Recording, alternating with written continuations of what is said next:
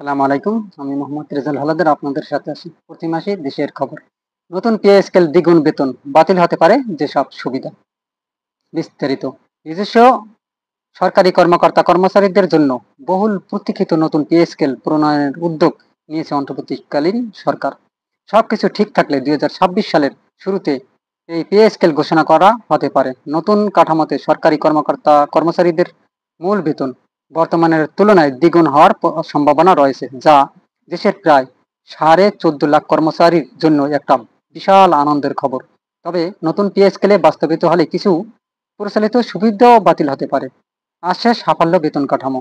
নতুন pay scale শুধু বেতন নয়, চিকিৎসা, শিক্ষা ও পদোন্নতি সহ অন্যান্য ভাতায় বড় ধরনের পরিবর্তন আনবে। পে স্কেল প্রস্তাবে সাফল্য বেতন বা পারিশ্রমিক নামে একটি বিকল্প বেতন কাঠামো গঠনের কথা বলা হয়েছে। এই কাঠামো চালু হলে বর্তমান কাঠামোর কোনো ভাতা বা অনার্থিক সুবিধা আর থাকবে না। জানা যায় এই প্রস্তাবিত কাঠামোর ইতিমধ্যে অনেক উন্নত ও উন্নয়নশীল দেশে চালু আছে। সম্মানী ভাতা বাতিলের প্রস্তাব।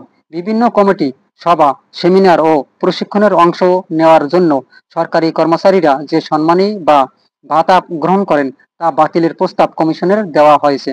কমিশন মনে করছে নিজ পদের দায়িত্ব পালনের জন্য কর্মকর্তারা আদালতের এই সম্মানী নিচ্ছেন, যার ফলে বছরে প্রায় 1,000 কোটি টাকা অতিরিক্ত ব্যয় হচ্ছে। বেতন বৃদ্ধির প্রত্যাশা। বেতন কমিশন সূত্রে জানা গেছে নতুন স্কেলে মূল বেতনের দ্বিগুণ হতে পারে। এই ইঙ্গিত বাস্তবিত হলে প্রথম গ্রেডের সর্বোচ্চ মূল বেতন দাঁড়াবে 1,56,000 টাকা, আর 20তম গ্রেডের সর্বনিম্ন বেতন হবে 16,500 টাকা। কমিশন বর্তমানে বিদ্যমান 20টি গ্রেড থেকে সংখ্যা কমিয়ে আনার বিষয়টি পর্যালোচনা করছে। সর্বোচ্চ ও সর্বনিম্ন বেতনের আনুপাতিক বর্তমানে প্রায় 10.1, যা নতুন কাঠামোতে 8.1 থেকে 10.1 এর মধ্যে রাখার বিষয়ে পর্যালোচনা চলছে।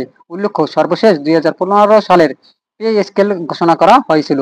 ওই স্কেলে সর্বোচ্চ গ্রেড 1 ও মূল বেতন 195%, 40,000 থেকে 78,000 টাকা, এবং সর্বনিম্ন গ্রেড 201% থেকে 4,000 থেকে 8,250 টাকা বৃদ্ধি করা হয়েছিল। কার্যকর হওয়ার সময়সীমা।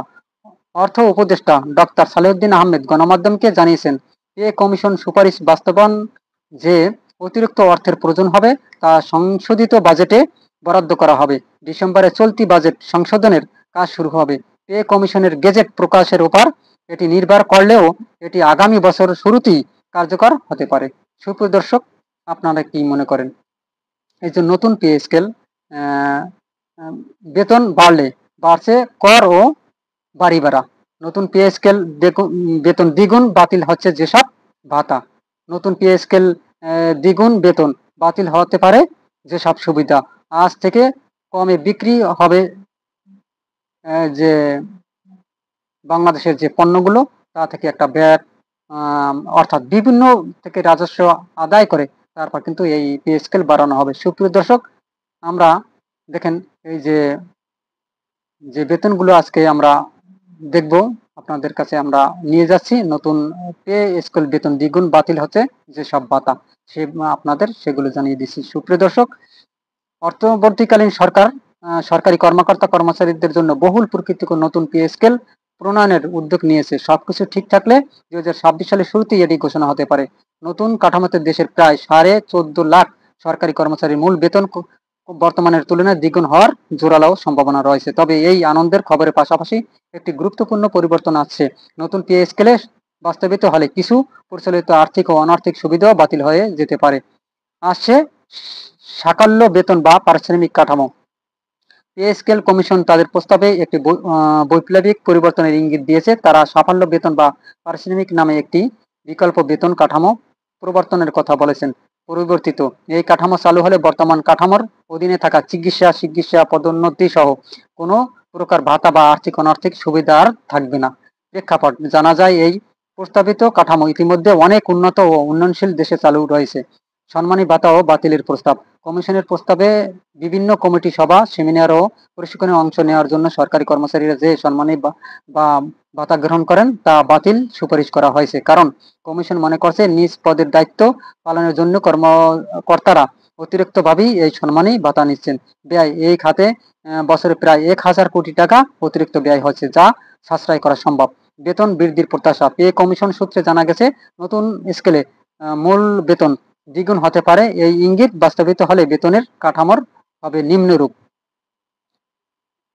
প্রথম গ্রেডে সর্বোচ্চ 1,56,000 টাকা সর্বোচ্চ মূল বেতন, আর 20তম গ্রেডে সর্বনিম্ন 16,500 টাকা মূল বেতন। গ্রেড হ্রাস ও অনুপাত। কমিশন বর্তমানে বিদ্যমান 20টি গ্রেডের সংখ্যা কমিয়ে আনার বিষয়টিও পর্যালোচনা করছেন। সর্বোচ্চ ও সর্বনিম্ন বেতনের অনুপাতের বর্তমান প্রায় 10.1, নতুন কাঠামোতে 8.1 থেকে 10.1 এর মধ্যে রাখার বিষয়ে আলোচনা করা হচ্ছে। উল্লেখ্য, সর্বশেষ 2015 সালে পে স্কেলের প্রথম গ্রেডের মূল বেতন 195 এবং সর্বনিম্ন গ্রেড 201% বৃদ্ধি করা হয়েছিল। কার্যকর সময়সীমা। অর্থ উপদেষ্টা সালেউদ্দিন আহমেদ গণমাধ্যমকে জানিয়েছেন, পে স্কেল কমিশন বাস্তবায়নে যে অতিরিক্ত প্রয়োজন হবে তা সংশ্লিষ্ট বাজেটের বরাদ্দ রাখা হবে। সময়: ডিসেম্বরের চলতি মাসে বাজেট সংশোধনের কাজ শুরু হবে। প্রত্যাশা: পে কমিশন গেজেট প্রকাশের উপর নির্ভর করলেই এটি আগামী বছরের শুরুতেই কার্যকর হতে পারে বলে তিনি আশা প্রকাশ করছেন। সুপ্রিয় দর্শক, আপনারা কি মনে করেন অবশ্যই কমেন্টের মাধ্যমে লিখবেন। আজ এ পর্যন্তই। ভালো লাগলে আমার চ্যানেলটি সাবস্ক্রাইব করবেন এবং লাইক ও শেয়ার করে সবার মাঝে ছড়িয়ে দিন, বেশি করে ছড়িয়ে দিন। আজ এ পর্যন্তই। আসসালামু আলাইকুম ওয়া রাহমাতুল্লাহি ওয়া বারাকাতুহু।